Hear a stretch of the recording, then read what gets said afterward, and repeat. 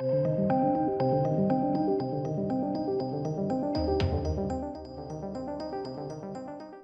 ladies and gents, so we've got some more Obi-Wan Kenobi spoilers courtesy of MakingStarWars.net. Now these individuals have actually been really on the money with all of their spoilers, all of their leaks, everything has been on the money. We know that now because the trailers come out and it's revealed them to be completely true. So, very legitimate source. These spoilers reveal quite a lot. The ending, Qui-Gon Jinn, battling, all this good stuff. Let's dive into it today, ladies and gents. Before we do, hope you're well. Hope you're having a great day, genuinely.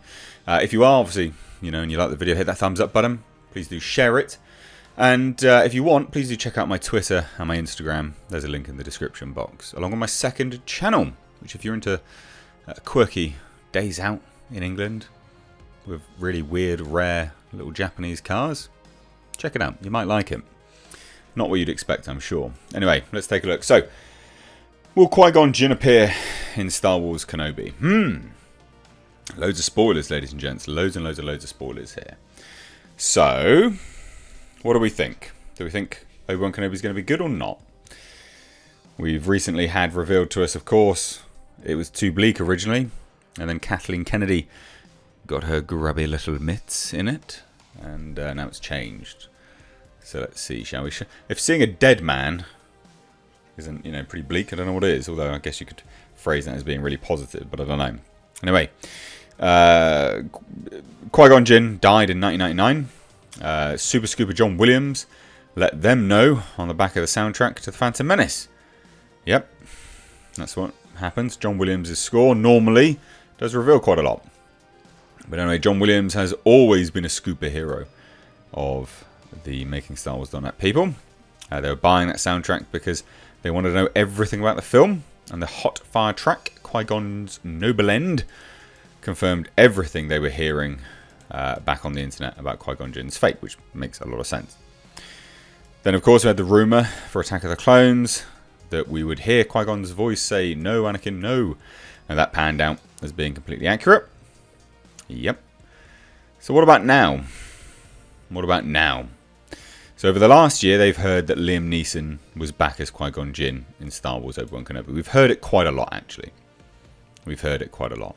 Bespin Bulletin, their favourite Star Wars news site, confirmed Liam Neeson was physically back and more than just a voice. Which is interesting because, of course, Liam Neeson has had his own form of cancelling over some bits and pieces he said. He has essentially been cancelled. It wasn't like super hot off the press before that anyway. He'd been obviously relegated to, I guess, fading action star. But he's now all but been cancelled to indie movies, which is a shame because he's a good actor. But never mind. The individuals here was obviously elated to hear because they were holding on to their own Qui-Gon Jinn in Obi-Wan Kenobi stories. And then they verified a lot more details. So this is the details that they verified. We're going to be meeting Obi-Wan Kenobi a decade after Revenge of the Sith. He's lost all hope, and sources say lonely, broken Jedi reaches out with the Force and calls to his old master. Now he's obviously cut off from most social life, living in a cave. We've seen that.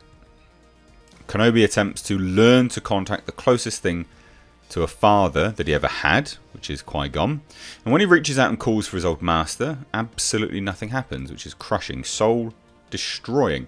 Now this is interesting because we'd already learned from Yoda about Qui-Gon Jinn's fate, and Yoda was going to teach Obi-Wan Kenobi how to communicate with him.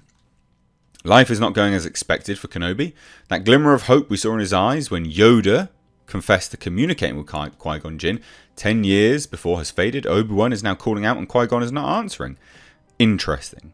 Owen will not let Kenobi have any interactions with Luke, and he works a hard job for a pittance to survive. This is very difficult for Kenobi, and it sounds like it's getting in the way of his training. Kenobi does not understand what is holding him back from reaching that next level. So he sits in silence when he attempts to reach his master. As Kenobi goes on one last adventure, He meets hopeful allies, he sees resistance and rebellion forming throughout the galaxy, and he experiences the indomitable spirit of Anakin Skywalker and Padme Amidala's daughter as she assists an underground railroad in defiance of the Empire. Interesting. Obi-Wan moves from hopelessness to hopeful for the future as he sees he's not really alone in this fight. Okay.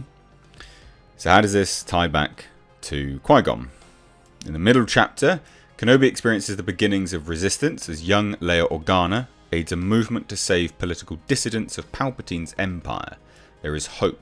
However, Kenobi is only starting to see it now, so it seems to be a hopeful situation. That's what is pivoting on Kenobi being able to communicate in some regards. Anyway, Kenobi's first fight with Vader does not go so well. Interesting.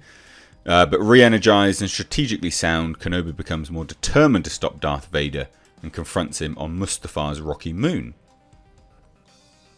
Okay.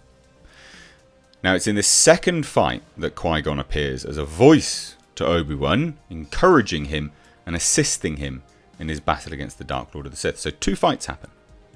One with Vader at some point, and then he meets him again. So that's 2 fights. He literally goes to Mustafa's rocky moon. Okay. To be clear, this is just Qui-Gon's voice acting as Mickey from the Rocky films. Obi-Wan has his mojo back and can hear Qui-Gon now. This voice guides Kenobi, and for the first time in a long time, he knows he must win because they're going to win this fight against evil. He has work to do. So anyway, from here, MakingStarWars.net's sources believe Obi-Wan finally returns home to Tatooine after obviously facing Darth Vader on the Mustafa's rocky moon, and we see him enter his dwellings after his adventure, and Kenobi's a changed man, so this sounds like the ending. He's not the man we saw laying on a floor, beaten and destroyed in the first chapter. He's Obi-Wan Kenobi, Jedi Master, and that is when Qui-Gon Jinn appears to him as a Force ghost, and he can physically see him now. Obi-Wan, having connected with the living Force and with his spirits raised, he's now ready to begin his work with Qui-Gon Jinn and become more powerful than the Sith could possibly imagine. That is the ending of the film. Well, the series. Sorry, ladies and gents, by the sounds of it. This was the understanding of the journey Kenobi takes in regards to Qui-Gon Jinn, and he's absent from Kenobi's journey for so long. Sounds like he's just absent because he wasn't in the right frame of mind. No hope. Not there. They're fairly confident in this after discussing the events of the series with several sources during the summer. And knowing the journey Kenobi undertakes in the series, this seems to make the most thematic sense. So there you go. Interesting. There's a lot of secrecy surrounding the production. Maybe there is going to be more to it, but they don't know. Not sure if Qui-Gon has any words as a ghost or if he simply represents Kenobi's victory. So we don't know about that. But basically, we've got 2 fights with Vader. One where apparently Kenobi loses, so I'm not sure how that's going to go. Secondly, Kenobi then ventures off to the Mustafa's moon and then beats him and then faces him again, but actually beats him this time. Okay, and then we've got the end. Lots of spoilers. What do you guys think? Let me know down below in the comments section. Yay or nay? It's interesting that they said that the first one was too bleak. This sounds relatively bleak, doesn't it? I'm not sure. Not overly sure what they've done here. But let me know what you think. I mean, we'd already heard that they were going to, the sort of retcon and stuff by having them face off against Vader.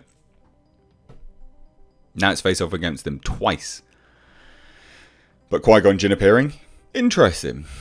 Liam Neeson's back by the sounds of it. So let me know what you think down below. If you're new here, do hit subscribe. Thank you so much for watching, ladies and gents. Take care.